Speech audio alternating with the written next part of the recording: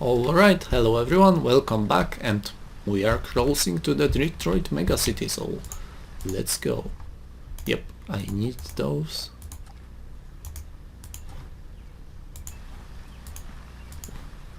And turn. I don't think there is any point in rummaging through the shack as close to the city. Probably it wouldn't give me anything nice, so what's the point?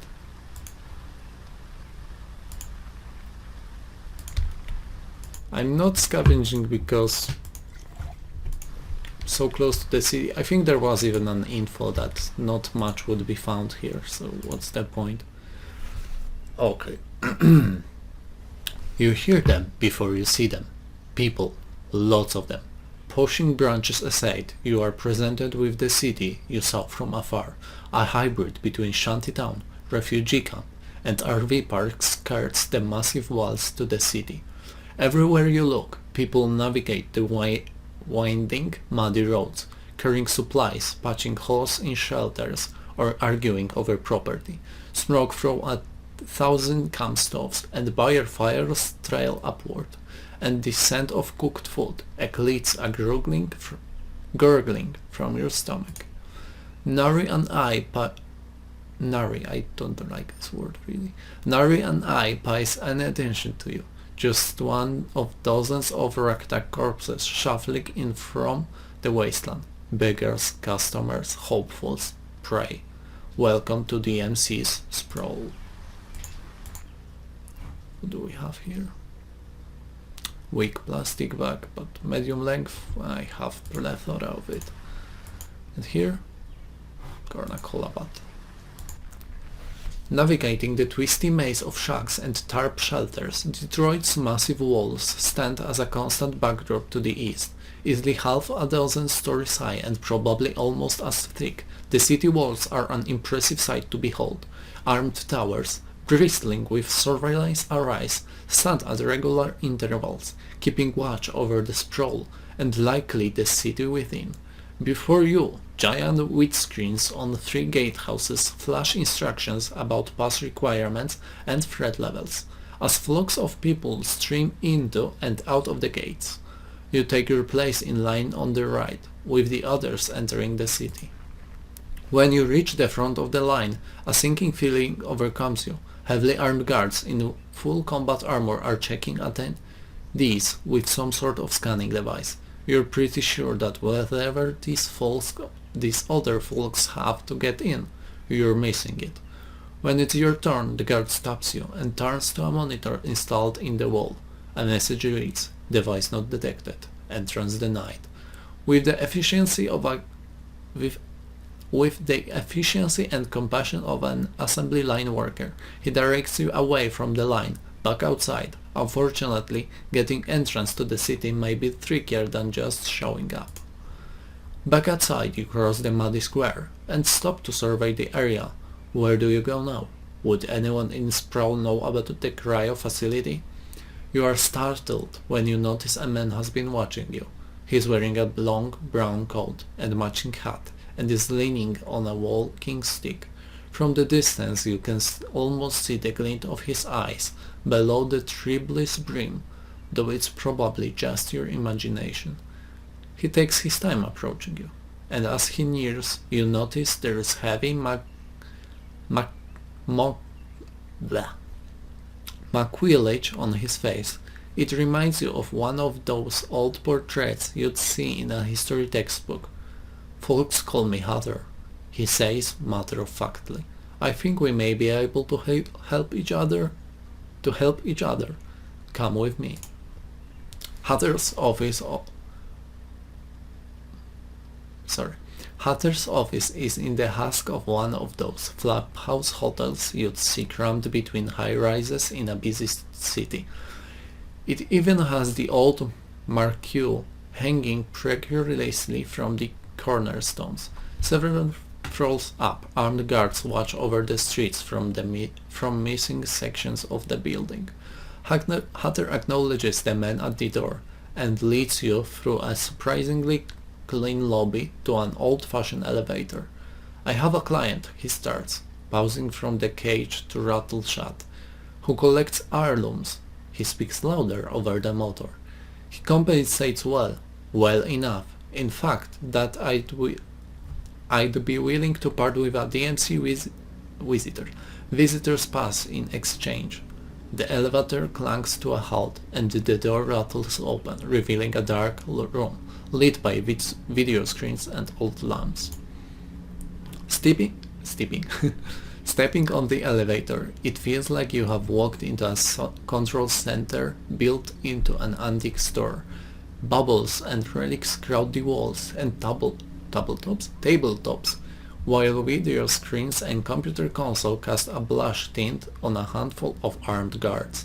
Hatter crosses the room to sit at a low, broad desk facing the elevator. There is a lake. He pulls a worn road atlas from a desk drawer, about a day's walk northwest of here. Inside the building there is a silver urn. He pages through the atlas to a map of Michigan. My guess is that you know a thing or two about getting around out there, and maybe this could be your ticket into the DMC. He pauses to look up at you. Interested? Negotiate a trade for a security upgrade instead. Ask about the old tracks on the ground. Sure. Though the floor here has a lot of distracting marks, there is one set of tracks that stand out from the regular foot traffic. A humanoid dragging something, probably a mantle or cloak, has recently obscured much of the older marks on the floor from here. A lot of your clients dress like Grim Reaper, you ask? Hatter stops immediately, tilting his head, just enough to peer at you from under his brim. He says, leaning back in his creaky chair. Turns out maybe you are worth the extra attention you seem to have garnered. He looks down at a blank spot on his desk, considering something a moment, and starts talking at it. Your Reaper, as you call him, had a particular interest in you. Oh damn.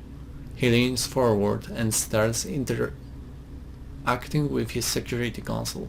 Interested enough to open this urn contract with express instructions that is only be assigned to you. Set. I'd find you're trying to enter the DMC. Set he'd front the cost of the visitor pass if I got you to do it. He finishes a keystroke, then gestures to the wall monitors. One of the monitors switches to a view of this room, with a cycling timecode in the lower corner. After a few seconds of fast forwarding, it switches to real-time playback. There, standing where you are now, a black mass about the size of a man walks with the Hatter. The detail seems to be glitchy, as if there were some dark colored static distorting the signal, but only around the figure. What's with the censoring, you ask? Do know, he says. Looked normal in person, must be some sort of EM interference. This discussion is short, punctuated by the figure handing Hatter a small object, then leaving. As a rule, I don't disclose client info like this. He stops the video. But you seem like a decent type, more to the point, resourceful. And while money talks, I'll take a competent operative over cash any day. He reaches into a drawer and pulls out a small black wristband. The pass is yours. Oh damn. I'll keep my ear to the ground for any info on this Reaper fellow and let you know. And hey, he says it before letting go of it. Maybe you come around again when you are looking for some work. Did we get it? Oh, okay. No, I did get it. Its value is sick. Wow. Alright. Should we try to enter the gates? Should we try to talk to the Hatter? I think we should enter the city first. Yeah. I've read this. At the front of the line, the guard motions you closer. A moment of pregnant silence precedes a satisfying chirp as the monitor flashes. Visitor pass N6MAA 10816 authorized. The guard ushers you forward and you begin down a longish stretch of empty corridor lined with harsh xenon lighting. Beyond the opening at the other end, you see throngs of activity and the flicker of busy signage eclipsed by passing people.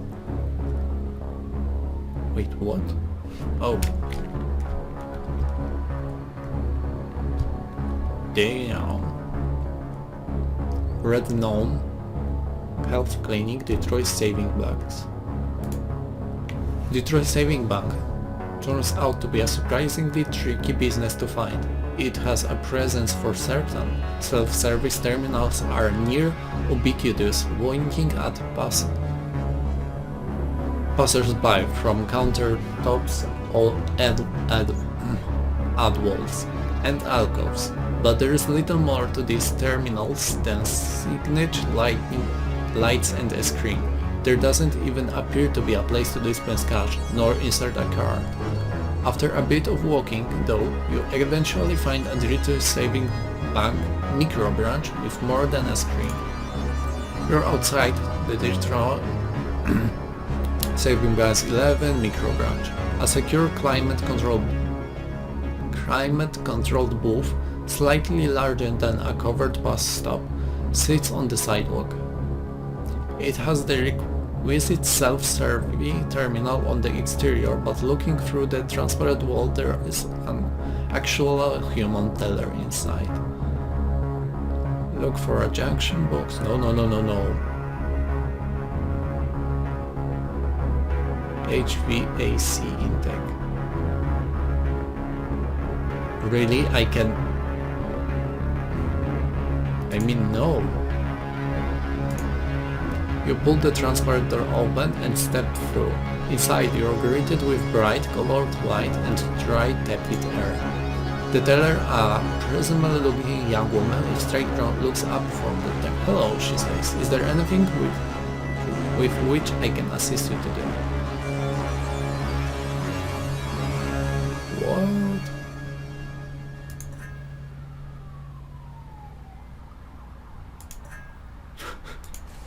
Pretend to be a mentally retarded patient. What? I don't understand really. I'm not going to pretend.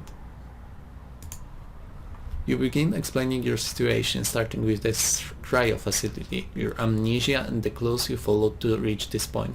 She feigns interest as you tell your tale, but at first opportunity interjects. I'm sorry, Mr. Kindred, but do you hold an account with us? I think so. You consider answering, but she continues. Or perhaps you have some form of identification. Okay.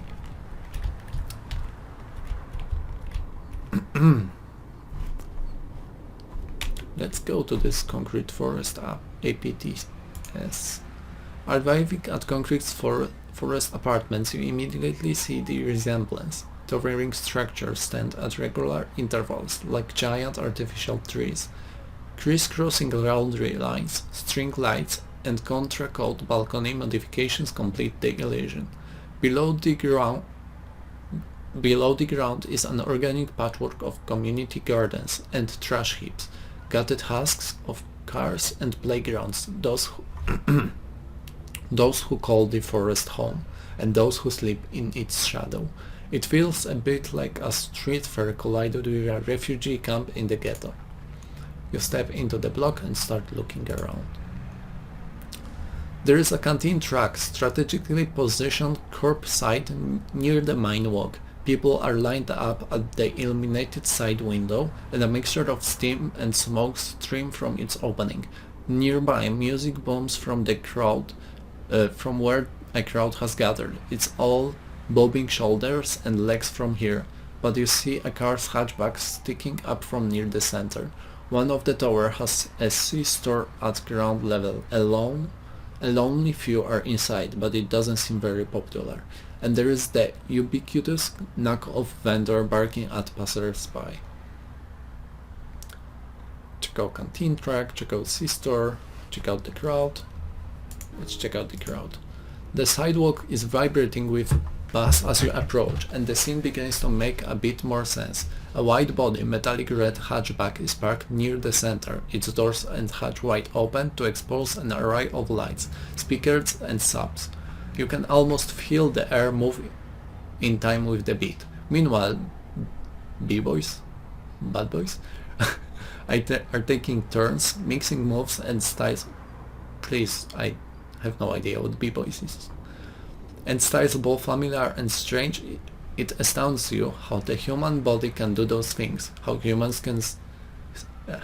still push the boundaries of art from the older than you can imagine.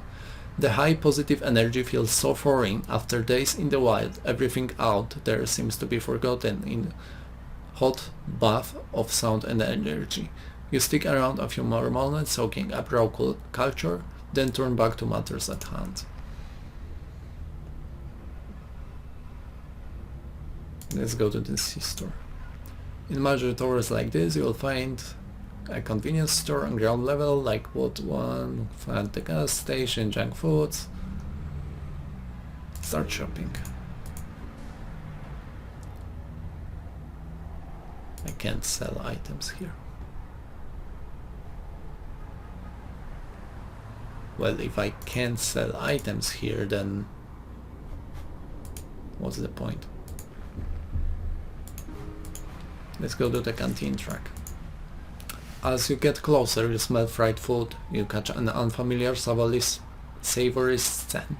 Spicy, but also a bit sweet, and a bit artificial. No menu though. Folks here must be regulars. Just line up, a few words, then pay and go. Dude in the truck probably makes a tidy profit at the rate he's going. Whatever's cooking, you want some in your stomach. You find the end of the line and take your place. It moves at a pretty good clip, and as you reach the middle, you try to sneak a peek at what's up there. Looks like combos of fried sprouts, spiced meat shavings, cabbage, and fried tofu sticks.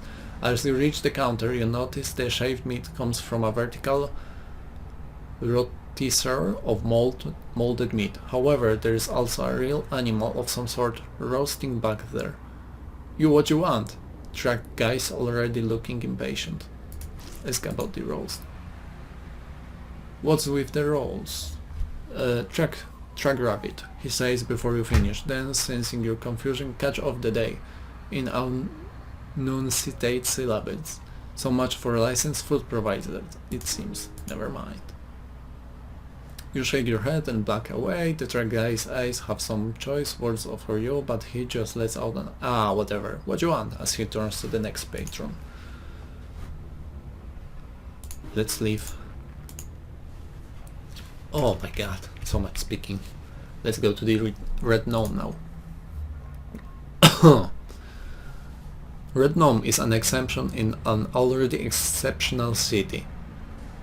Situated on a busy corner in Gates 11 Neon Alley, the single-story Streamlight Diner defines the densely packed high-rises and elevated roads around it.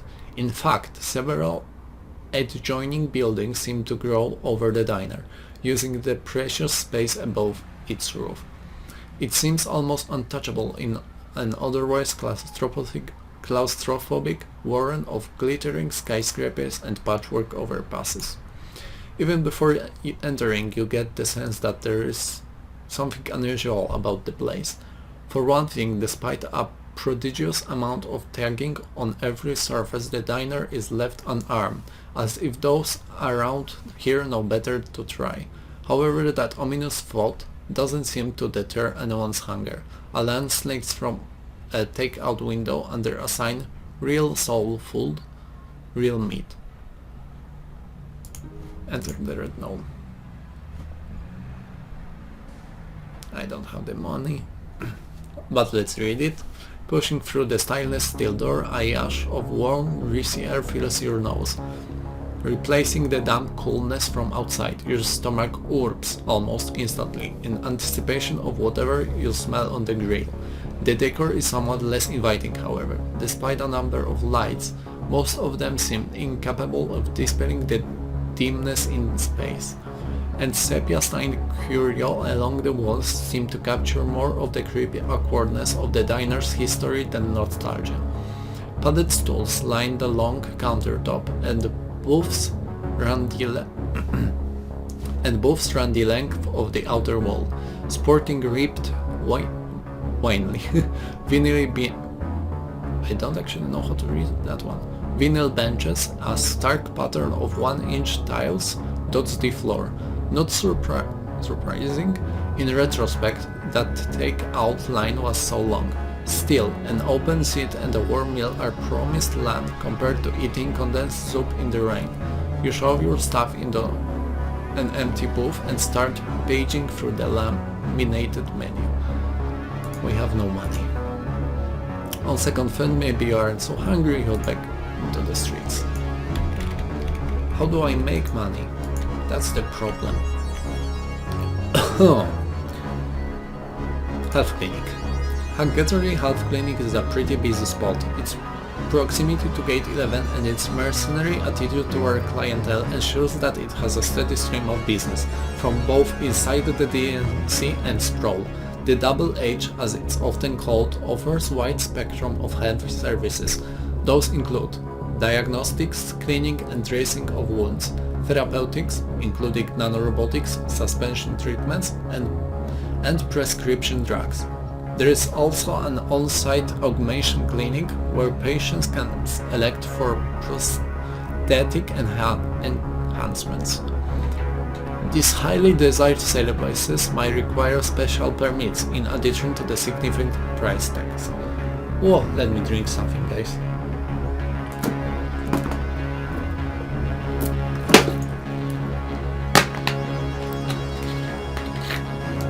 My throat is gonna be dying. As you cross the street, you can't help noticing the activity on the rooftop. The high-pitched whines of turbines mark the coming and going of hover vehicles. Damn! Spraying water from the landing pad into a fine mist that rains around the building. A large proportion of the vehicles appear to be unaffiliated private ambulance services. You huddle your shoulders against the spray and duck under the brightly lit awning. Staggered automatic doors forming a crude airlock shoes open as you approach. Inside the lobby looks a lot like any other clinic. There are bunks of attached seats covering most of the floor and counters for both receiving patient and dispensing pharmaceuticals. Dominating the right wall near a hallway and elevator bank is an LED sign displaying the currently served customers. Letter and number combinations update at random intervals as nurses escort patients to and from the room. You head over to the counter and you get your waiting number. It isn't long before the LED lotto calls your number and you are led away for a consultation. What services do you require today? Holy shit.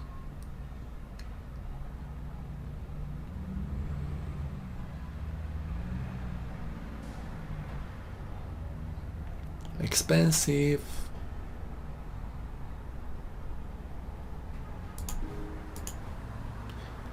Haggerty Health also offers several elective procedures which involve implanting devices and replacement tissue.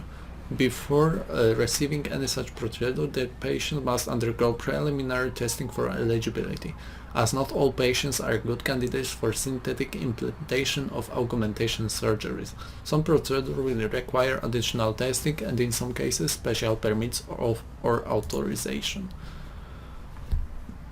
You begin speaking with an attendant who revises your eligibility test results. Fortunately, initial testing seems to indicate that you are eligible for further augmentation and prosthesis. You are given a catalog of procedures currently offered. Whoa, that's expensive. Let's leave this place. Nothing I can do. I have no idea. I will try to go to the savings bank again. Let's hide. You take a position far enough away to be dissociated from the booth and find something to occupy your time as you wait. The booth doesn't garner a lot of foot traffic, which might explain why there are so few of them around town. As soreness overcomes your feet, you realize that this is going to take longer, I think. This is going to take longer than you thought.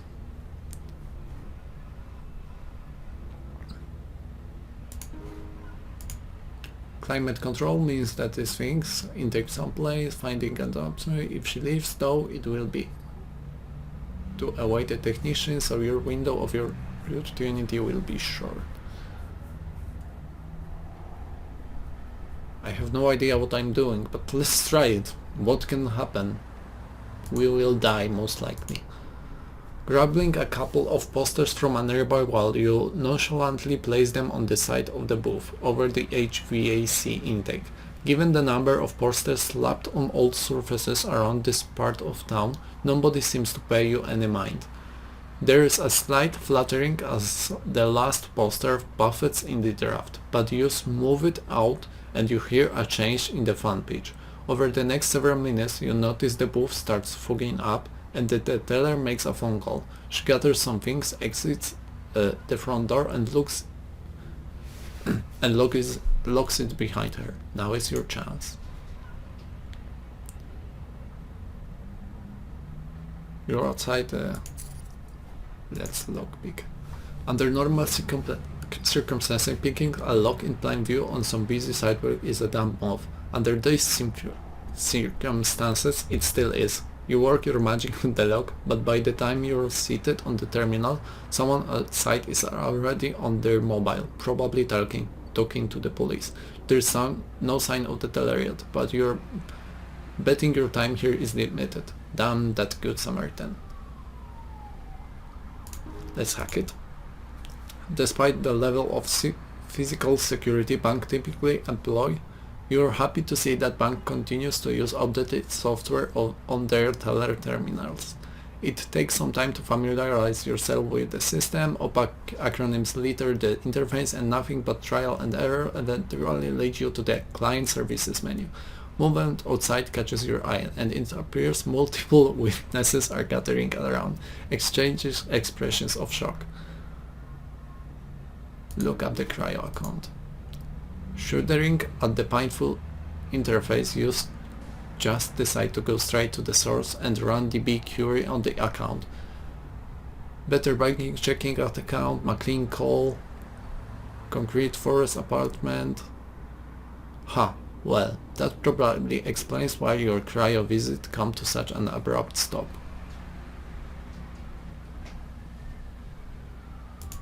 Okay, speaking of abrupt, that's the word they will use to describe your life of crime if you don't get out of here fast. The accumulating number of bystanders are echoing siren means it's time to go. Yeah. I'm not really sure what happened. I would have to check it out, but I think my identity is not what it's meant to be in the system.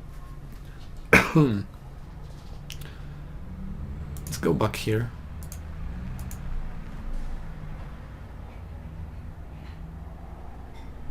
Okay, we can now go to this Tower 48. Judging by the signage, Tower 48 is a few rows south of here. You strike off in that direction, weaving your way through the complex network of buildings, people and their trees. Deep in the center of the block you find number 48. The thing is easily 40 stories high, and like all the towers here, has an X-shaped cross section. Also, like all the other towers, there is a secure entryway, some sort of card lock, likely to keep troublemakers like you out, and judging by the dents and marks all over the frame and glass, it's done its job handily over the years.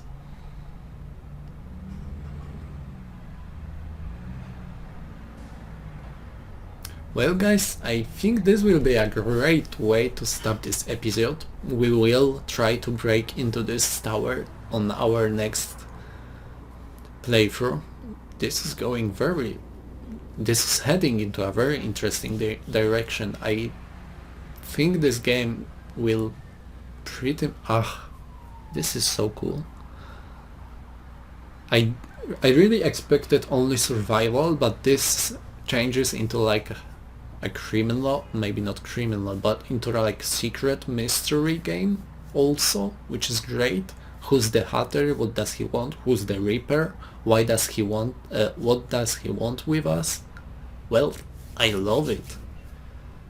But we are probably going to die anyway very soon. But yeah. Thank you guys for watching. If you liked the video, leave a like, comment and maybe even subscribe. But mostly, thank you for watching. Bye bye.